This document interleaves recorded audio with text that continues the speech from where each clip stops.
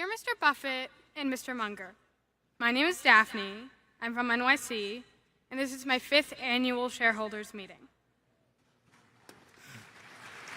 Well, we appreciate you coming. We do, sincerely. As you know, for the past 4 consecutive months, we've been going through inflation, with an inflation rate north of 7% for the first time since 1982. You both have experienced this before, from 1970 to 1975, at a time where your portfolio took paper losses, and yet you made some of the best investment choices of your life. Reflecting on that, my question is, if you had to pick one stock to bet on, You kind of snuck up on us there for a second. and be resilient in the inflation, which would you choose? And what specifically enables that stock to do very well and might very likely be a difficult market? Well, I'll tell you something even better than that one stock. Maybe we'll get to one stock, but the best thing you can do is to be exceptionally good at something. If you're the best doctor in town, if you're the best lawyer in town, if you're the best whatever it may be, no matter whether people are paying you with $1 zillion or paying you, they're going to give you some of what they produce in exchange for what you deliver. And if you've got it, and if you're the one they pick out to do any particular activity, sing or play baseball or be their lawyer, whatever it may be, whatever abilities you have can't be taken away from you. They can't actually be inflated away from you. Somebody else will give you some of the wheat they produce or the cotton or whatever it may be, and they will trade you for the skill you have. So the best investment by far is anything that develops yourself. And again, not taxed, so that's what I would do. I got some advice for you too. When you have your own retirement account and your friendly advisor suggests you put all the money into Bitcoin, just say no.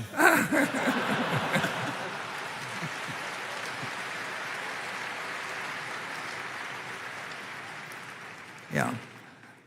Nobody can take away from you the talent you have.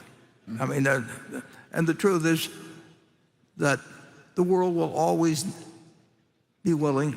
They'll need to do something, and some people will not have skills, and they will get less of the product of the society than somebody who has other skills. And sometimes that has something to do with education, but a good bit of the time it doesn't have anything to do with education. I mean, but to figure out what you'd like to be, and figure out how, and what you'd like to be is what you're going to likely be good at it. And the world will always need somebody on that tube to tell us what's going on. So, study Becky Quick or somebody and figure out, what makes her good, and what you sort of naturally bring to the game. I mean, I could have. Who's the guy that says you got to spend 10,000 hours doing this or that? And then Malcolm Gladwell. Malcolm Gladwell, would say just spend 10,000 hours on something. Well, I could have spent 10,000 hours trying to become a heavyweight boxer, but I don't think I'd have felt very good at the end of the 10,000 hours. I mean, you stumble in to what you really like doing, what you're good at, what is useful to society, and then it doesn't make any difference whether the dollar bill, is now worth, in terms of the purchasing power, a cent or a half a cent or a hundredth of a cent. If you're the best doctor in town, they'll bring you chickens, whatever they may do, but can't take it away from you. And my guess is that if you've come to 5 meetings, you've got a very good future ahead of you. I mean, that shows it self-selects. I mean, if you want to sell a piece of yourself, that we'll buy that as the best investment we can make. We'll take 10% of your future earnings, and we'll give you a cash payment now, and we'll have a terrific asset. And you can have 100% of your future earnings, and if you make it, develop your talent, maybe you'll be a great dancer. People pay money to watch great dancers. We had Fred Astaire and his sister Adele that came from Omaha. Their name was Austerlitz then, but they could dance.